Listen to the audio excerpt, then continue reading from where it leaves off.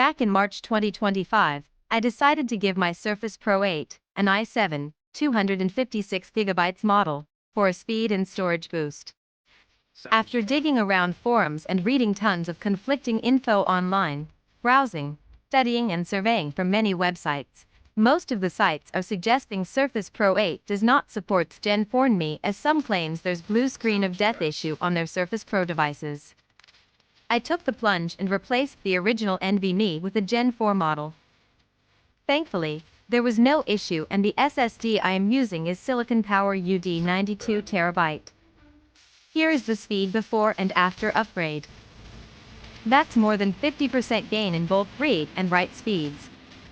Beyond numbers, boot times, app launches, and file transfers are noticeably faster in everyday use.